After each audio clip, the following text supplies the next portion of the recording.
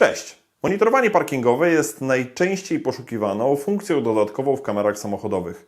Jest jednocześnie najbardziej niezrozumiałą, szczególnie przez klientów, którzy dopiero rozpoczynają poszukiwania wideorejestratora i nie do końca są świadomi, jak to działa. Zazwyczaj prośba o poradę zaczyna się od zdania w stylu: bo ktoś mi zarysował auto, no i szukam takiej kamerki, co ma dobrą baterię i czujnik na ruch, żeby nagrywała na parkingu.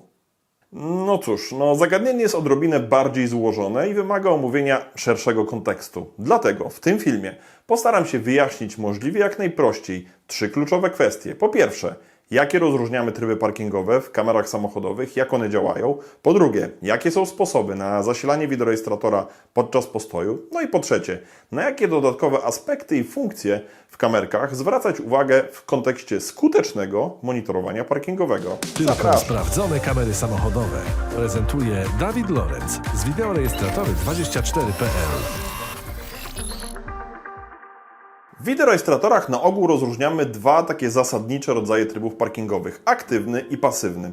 Ale niedawno doszedł do tego trzeci tryb, hybrydowy, ale po kolei. Z pasywnym trybem parkingowym mamy do czynienia wtedy, gdy po zaparkowaniu i wyłączeniu zapłonu kamera także się wyłącza, ale nie do końca.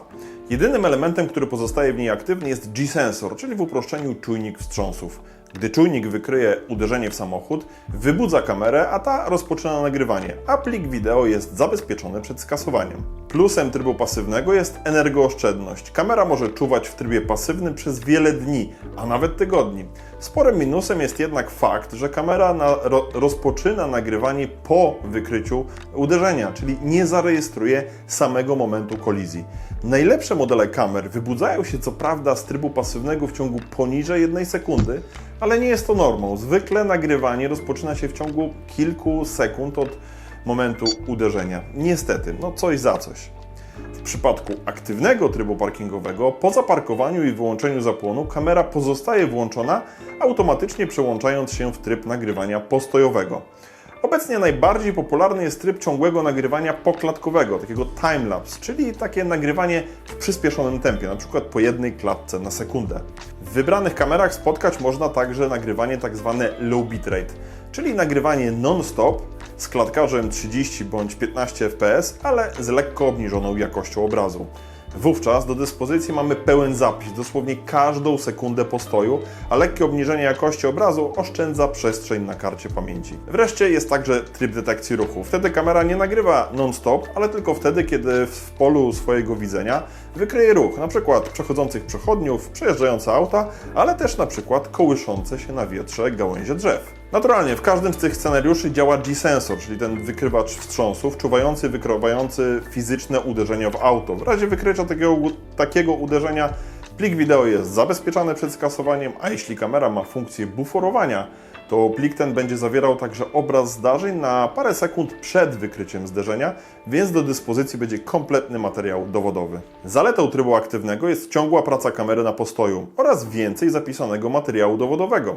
Ale istotnym minusem jest zwiększony pobór energii, a to przekłada się na krótszy czas pracy kamery na postoju. Trzecim rozwiązaniem, które zaczęli od niedawna proponować niektórzy producenci, to tryb hybrydowy, łączący zalety trybów pasywnego i aktywnego.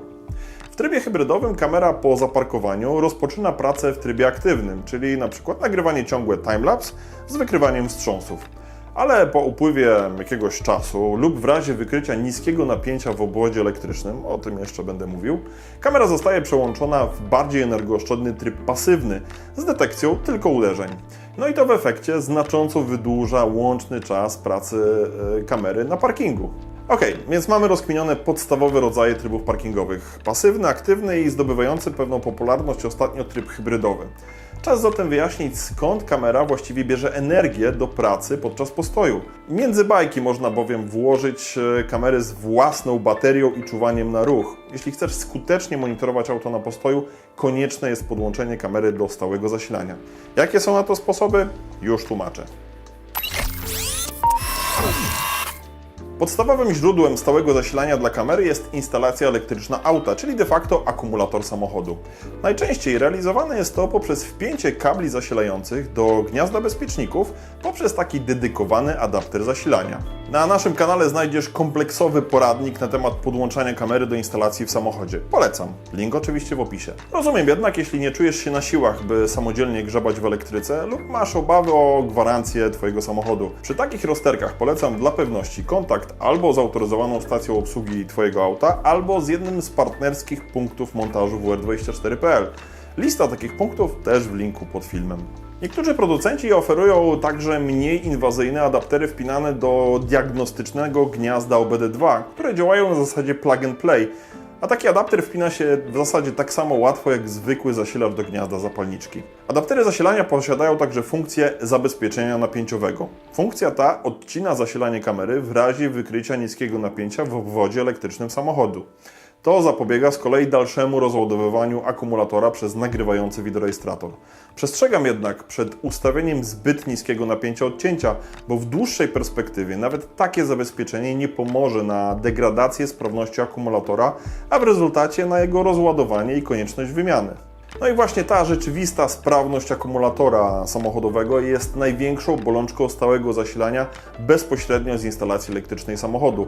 Trudno bowiem jednoznacznie określić, jak długo kamera będzie pracować na postoju, czy kilka godzin, czy kilkanaście, czy może kilkadziesiąt, bo wpływ na rzeczywistą pojemność i sprawność akumulatora ma szereg czynników zewnętrznych, jak choćby pogoda, czy pora roku, nie mówiąc już o różnych systemach elektroniki pokładowej, które też czerpią z niego energię na postoju. Odpowiedzią na ten problem są dedykowane powerbanki samochodowe, które stanowią zdecydowanie najlepsze i najbardziej skuteczne źródło stałego zasilania wideorejestratorów. Powerbank samochodowy to taka skrzyneczka, którą montuje się na przykład pod fotelem kierowcy i stanowi ona swego rodzaju bufor pomiędzy wideorejestratorem a akumulatorem samochodu. Czyli zasilanie z kamery podłączamy do powerbanku, a powerbank dopiero do instalacji elektrycznej samochodu. Niektóre powerbanki, jak na przykład ten, można podłączyć do zwykłego gniazda zapalniczki, zamiast do bezpieczników, co na pewno docenią ci, którzy mają auto na gwarancji, bądź po prostu nie obawiają się samodzielnie grzebać w elektryce. Powerbank ładowany jest tylko podczas jazdy. Czas ładowania od 0 do 100%, w zależności od pojemności powerbanku i rodzaju zasilania ładującego, może wynosić już nawet 40-45 minut, co może być wystarczające nawet podczas kręcenia się wokół komina. Następnie cała ta energia zgromadzona w powerbanku podczas jazdy jest zużywana podczas postoju na zasilanie wideorejestratora w trybie parkingowym. Jak się już pewnie domyślasz, akumulator samochodu w tym scenariuszu nie jest obciążany i degradowany przez pracujący wideorejestrator. Co więcej, czas pracy kamery podłączonej do takiego powerbanku jest przewidywalny, a w zasadzie policzalny prostym matematycznym wzorem. Wystarczy znać pojemność powerbanku oraz pobór energii przez kamerę podczas nagrywania i właściwie z góry wiesz, jak długo kamera pociągnie na postoju. Kolejnym mocnym atutem takich dedykowanych powerbanków są ogniwa litowo-żelazowo-fosforanowe, które są zdecydowanie dużo trwalsze, bardziej odporne na czynniki zewnętrzne i po prostu bezpieczniejsze w eksploatacji w porównaniu do takich zwykłych ogniw litowo-jonowych. Krótko mówiąc, jeśli chcesz pewnego, skutecznego, przewidywalnego i bezpiecznego zasilania kamery na postoju, zastosuj taki właśnie dedykowany powerbank samochodowy. Szerzej temat tych powerbanków omawiam w osobnym poradniku na kanale. Link oczywiście w opisie. Dobra, mamy omówione podstawy trybów parkingowych w kamerach samochodowych, sposoby ich zasilania na postoju, czas na trzecią część, czyli na jakie dodatkowe aspekty i funkcje warto zwrócić uwagę. Jeśli myślisz o efektywnym monitorowaniu parkingowym, to przede wszystkim warto rozważyć kamery co najmniej dwukanałowe, czyli takie, które nagrywają z przodu i z tyłu jednocześnie. Co najmniej, bo do wyboru są bardziej zaawansowane konfiguracje z 3 czy nawet 4 kanałami jednocześnie, które obejmują kompleksowo całe otoczenie i wnętrze samochodu. Kolejnym istotnym czynnikiem jest zużycie energii przez kamerę w trybie parkingowym. Tu naturalnie im mniej, tym lepiej, bo efektywnie to wydłuża czas pracy na postoju, niezależnie od tego, czy kamera będzie zasilana z akumulatora, czy z takiego dedykowanego powerbanku. W WR24 podczas testów nowych modeli mierzymy i publikujemy poziom zużycia energii przez kamery, właściwie wszystkie kamery, które mamy w ofercie. Znajdziesz je w zakładce Opis funkcjonalny na karcie produktowej. Jeśli zaś chcesz być w stałym kontakcie z kamerą, otrzymywać na przykład powiadomienia o wykrytych zdarzeniach na smartfon w czasie rzeczywistym i żeby kamera jeszcze dodatkowo automatycznie zabezpieczała nagrania parkingowe do takiego wirtualnego dysku w chmurze, szukaj kamer ze zdalnym dostępem przez internet i sieci komórkowe LTE, czyli tak zwanymi usługami chmurowymi. Rozwiązania te do niedawna były domeną najdroższych modeli kamer, ale próg wejścia w uniwersum wideorejestratorów chmurowych został już znacząco obniżony. Zazwyczaj koszt korzystania z tych funkcji sprowadza się do utrzymywania karty SIM z aktywnym pakietem transmisji danych. Opcja buforowania zdarzeń to kolejna ważna funkcja, która zapewni zapis dodatkowych kilku sekund przed momentem faktycznego wykrycia uderzenia przez G-sensor. A to przełoży się na jeszcze wyższą skuteczność materiału dowodowego, który kamera zarejestruje. Funkcja wykrywania ruchu w zdecydowanej większości kamer opiera się na programowej analizie zmian obrazu obserwowanego przez obiektyw kamery. Tymczasem na rynku są także rozwiązania oparte o mikrofalowy radar, wykrywający ruch w określonym promieniu od samochodu. Niby to samo, ale detekcja oparta na radarze jest zdecydowanie bardziej energooszczędna, a to oczywiście przekłada się na wydłużony czas pracy kamery na postoju. No i wreszcie ostatnia, ciekawa i dość nowatorska funkcja parkingowa wprowadzona przez niektórych producentów ostatnio, geofencing, tak zwane geoogrodzenie.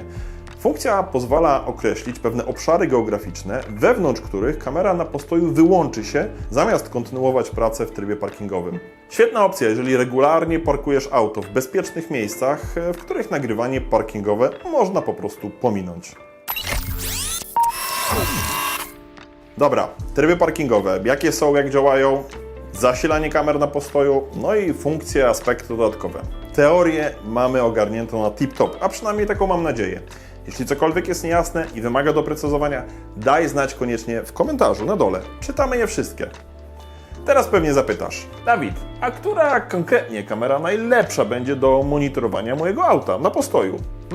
No, tutaj nie odpowiem bezpośrednio na tak zadane pytanie, bo moim założeniem było, aby ten konkretnie materiał pozostał właśnie taki czysto teoretyczny. Ale po konkretne rekomendacje odsyłam do bloga wr24.pl, a dokładniej do rankingu sprawdzonych kamer do monitorowania parkingowego. To jest bieżące i, co ważne, regularnie uaktualniane zestawienie tych wideorejestratorów, które naszym zdaniem w WR24 szczególnie wyróżniają się właśnie w tej roli. Link oczywiście w opisie. Zapraszam. A w tym materiale to tyle. Dziękuję za uwagę. Do zobaczenia następnym razem. Cześć!